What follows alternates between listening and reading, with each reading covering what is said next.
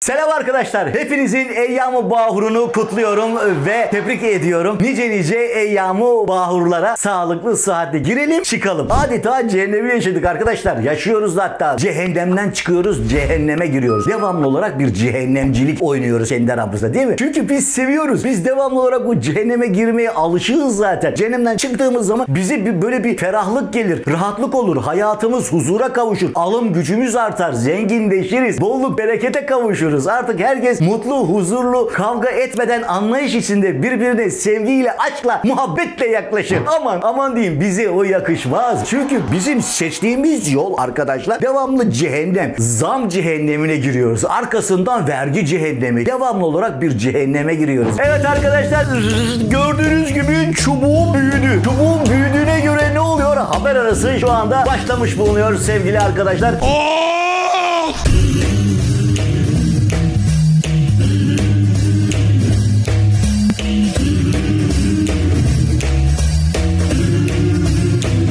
Yine çok enteresan haberler var, gündem var. Çubuğumun üstünü tutuyorum ki bakıyorum çubuğum haberleri göstermeye, işaret etmeye hazır mı? Elektriği, voltajı güçlü mü diye bakıyorum sevgili arkadaşlar.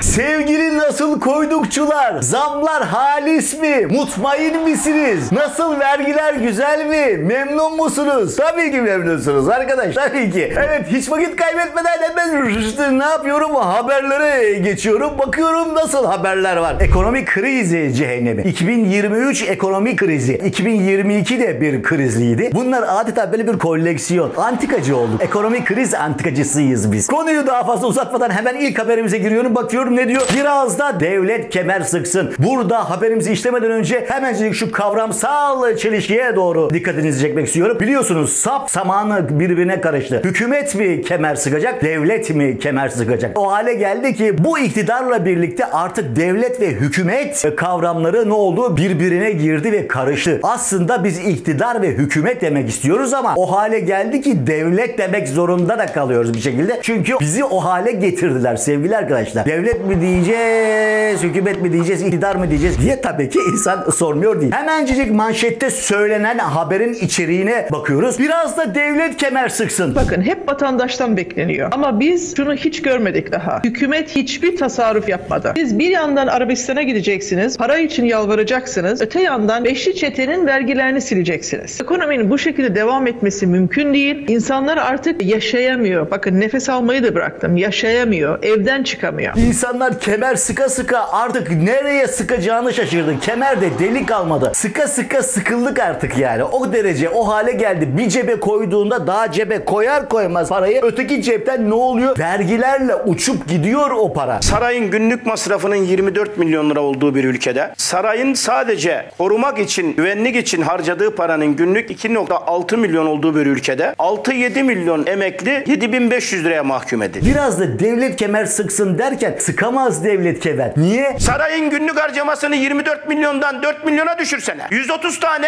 garson var, 30 tane aşçı var. Sarayda 3 maaş, 5 maaş alanlar var. Recep Tayyip Erdoğan'ın maaşı 140 bin lira oldu. %39 zam yapıldı. Recep Tayyip Erdoğan da emekli milletvekili maaş alıyor. 210 bin lira oldu maaşı. Cumhurbaşkanının, Maliye Bakanı Mehmet Şimşek emekli milletvekili 65 bin lira emekli maaş alıyor, 66 bin lira. Bir de bakanlıktan maaş alıyor. Eskiden de ekonomik krizler oluyordu ama hiç olmazsa devlet kemer sıkma politikası uyguluyordu sevgili arkadaşlar. Ne oluyordu? Hiç olmazsa bir nebze olsun ekonomide bir toparlanma söz konusu oluyordu. Ama şimdi devlete herhangi bir kemer sıkma söz konusu değil. Uçaklar var. Sarayın, biliyorsunuz sarayın arkadaşlar bir dakikalık elektrik masrafı 150 bin lira. Sadece bir dakikalık. Alo bak söylüyorum. Sadece bir dakikalık elektrik masrafı 150 bin lira. Diyanet işlerinin gideri %100 artmış arkadaşlar. Şimdi Diyanet İşleri niye kemer sıkmıyor mesela? Yani halka diyorsunuz ki siz şükredin, bir lokma bir hırka. Bunu söylüyorsun, kendin Mercedeslerden inmiyorsun. Ondan sonra da halka diyorsun ki ya kemer sıkacaksınız. Fakirlere Bakara suresinden ayet okuyacaksın. Fakirliğinize şükredin diye kendi kızın fasulye oğlunu, kızını 13 defa yurt dışına götürecek ve bunu utanmadan da Instagram hesabında paylaşacak. Artı şatafat konvoylarından da bahsetmiyoruz. Zira onu artık biliyoruz. Yani artık onu kanıksadık. Ülkede artık her şeyi kanıksadık. Arkadaşlar kimseden ses çıkmıyor. Sarayda çalışanların dışında biliyorsunuz tam teşkilatlı bir hastane var yani. Türkiye'nin en büyük hastanesi sarayda. 5 milyon liraymış 2019 yılında sağlık harcaması. 2020'de 51 milyon. Ya bizim saray hastalandı mı bu kadar? Ya 5 milyondan hani makul olan 10 milyona çıksın değil mi? %100 5 milyonluk saray harcaması 51 milyona çıkıyor. Bir anda bütün saray danışmanlar acayip hasta durumumuz var. Ondan memleket kötü yönetiliyor. Veya saray kendine özel hastane yaptı. Mehmet İskan buldum. Hastanesi yaptırdı. Bir takım laboratuvarlar kurdurdu. Çünkü hasta bir adam var ve onu tedavi etmemiz, ona çok iyi bakmamız gerekiyor. Dünya lideri, bizim liderimiz arkadaşlar. Bir ülkeyi hasta adam yönetir mi diye de insan sormuyor değil. Genç nüfusuyla bu kadar çok övünen bir milletiz. Ama gel gör ki siyasetçiler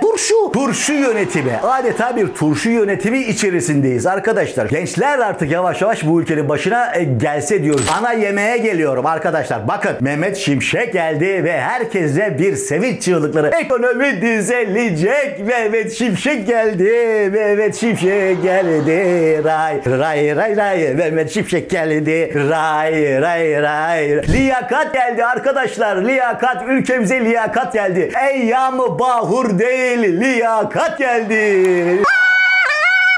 Mehmet Şimşek geldi. Yeni zamlar fırtına gibi esecek, şimşek gibi çakacak diyor haberde sevgili arkadaşlar. Filmi 10 sene geriye sarayım sizler için. Türkiye'ye bir uyarı geliyor. Dünyanın en itibarlı finans çevrelerinden. 2013'te. Diyorlar ki 5 tane ülke var. Çok kırılgan ekonomi bunlar. Bunların içinde en kırılganı da Türkiye. O zaman Türkiye'yi yöneten ve ilgili bakan Mehmet Şimşek ne diyor biliyor musun? 1,5 milyar dolarlık, bak rakama bak. 1,5 milyar dolarlık sadece makam arabası şatafatına bizim için çerez parası diyor. Erdoğan bunun patronu ne diyor? Diyor itibardan tasarruf olmaz. Sarayı görenler Türkiye ne büyük devlet. 10 sene sonra Arap kabilelerine gidiyorlar. Ne vereyim abime? Atar mısın birkaç milyar diye. İtibarsızlık bu işte. İtibar 747 ile 7 uçakla Kıbrıs'a gitmek, yazlık kışlık saraylar yapmak değil. Arap kabilesine birkaç milyar dolar gitmemektir. Esas ülke itibarı ama anlatamadık Türk milletine. Bu kafaya devam dediler. Devam etsinler bu kafada, bakalım ne olacak. Mehmet Şimşek dedi ki düşündüm bir yol buldum dedi. Neymiş o yol? Biz de merakla bekliyorken birdenbire o mucizevi, hiçbir kimsenin aklına gelmemiş ve hiçbir zaman bize uygulamamış bir yöntemi gündeme sokarak bize de sokmuş. O oldu. Neymiş o? Tabii ki demin de söylediğim gibi vergiler tabana yayılacak. Vergiler tabana yayılacak. Vergiler tabana yayılacak. Haydi gidelim.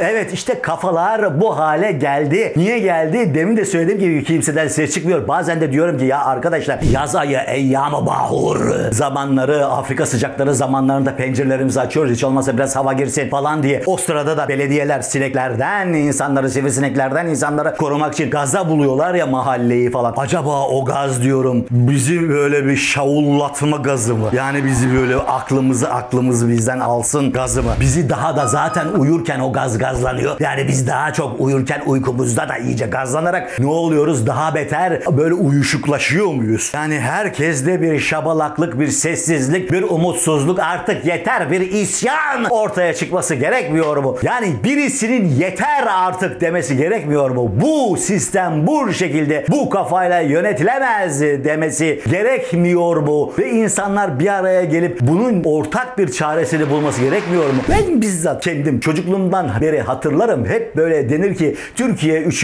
dünya ülkesi. Gelişmekte olan, bak yani gelişmekte olan aşağılamıyor ama daha beter çomağa sokuyor. Ben çocukluğumdan itibaren bu lafı duydum ama gel gör ki arkadaş, insan, ülke bir gıdım ileriye gitmez mi yahu? Yani sürekli olarak bu ülkeyi, bu halkı sömürenler değişiyor ama sömürülme daima devam ediyor. Hep vergi tabana yayılıyor. Cefayı hep taban yaşıyor, halk yaşıyor, bizler yaşıyoruz artık. Halkın cefa çekmesi Türkiye'nin, Türklerin atasporudur. Mümkün olduğu kadar bu konuda biz birinciyiz. Öyle bir olimpiyat olsa biz birinciliklerden birinciliklere koşarız. Yani bir muhalefet tutup da ya durun arkadaşlar ne yapıyorsunuz? Bu kadar vergi, bu kadar zam, bu kadar şey, hiç kimseden ses çıkmıyor. Bakın muhalefet kendi içinde kendi derdine düşmüş. Karşılıklı bir laf atışmaca, çatışmaca oynuyorlar. Geçinemeyen karı kocalar gibiler. Bir güçlendirilmiş parlamenter sistem vardı. Ne oldu? Herkes onun peşinden koşuyordu. Biz de alkışladık. Ne kadar güzel, artık demokratik, ileri medeni bir ülke olma yolunda gidiyorduk. İşte Mehmet Şimşek böyle çok mucizevi, hiç kimsenin aklına gelmeyen ve şimdiye kadar Türkiye'de hiçbir zaman uygulamamış olan bu yöntemi Türkiye'ye acı reçete olarak bir kere daha öneri olarak sundu. Sayın Mehmet Şimşek'in Mart'a kadar ömrü vardır diye düşünüyorum. Çünkü kendisi düzeltme kılıfı adına bütün gerekli reformları yapmaya çalışıyor ama çok acı bir tablo var ortada. Ve bu acı tablo Sayın Cumhurbaşkanı'nı oklar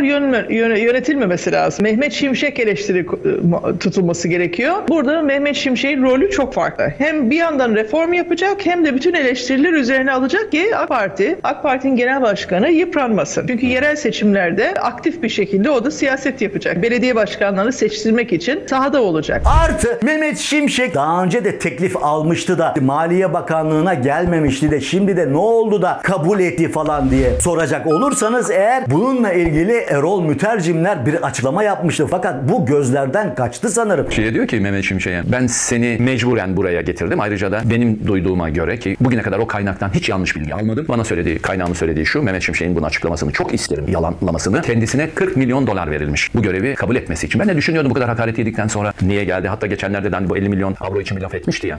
40 milyon dolar mı? 40 milyon avro mu? 40 milyon avro galiba. Neyse, dolar ya da avro ama 40 milyon. Ben yine de kaynağımın söylediği dolar 40 milyon dolar diyor. Ama bunun açıklanmasını çok isterim. Desin ki yalan. Yani seçimlere, yerel seçimlere kadar idare etsinler. Yani ekonomi makul durumda falan diye bir hava yaratılsın diye oraya getirilmiş ve top çevriliyor. Olmuyor abi böyle. Geçinemiyor. Vallahi kimse de geçinemiyor. Kim geçiniyor diyorsa yalan söylüyor. Yok siyah yaptı. Yani siyah yapan, ya yapan, bilmem ne yapan. Teknolojide burada ilerleyen bir ülke. Mazotu bilmem kaç liraya alır. Domates alamayacak duruma gelir mi? En düşük memur maaşı 22 bin lira aldı. Ne fark eder ki? 122 bin lira olsa mı olur? Üç kağıt ekonomisi olduktan sonra sen 1 lira ver, arkasından 100 bin lira koy.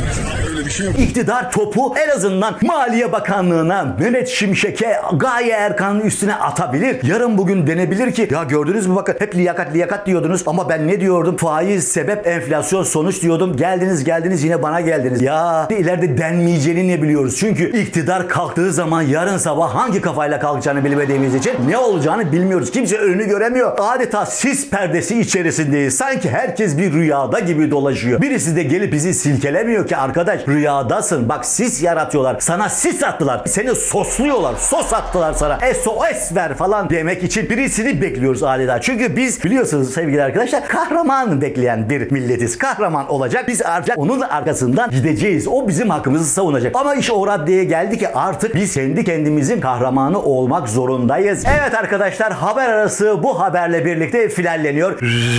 Nitekim de bakınız çubuğum küçüldü. En yakın zamanda sizlerle görüşmek istiyorum sevgili arkadaşlar. Abone olalım, likelayalım ve yorum yazmayı unutmayalım. Görüşmek üzere. Hoşçakalın.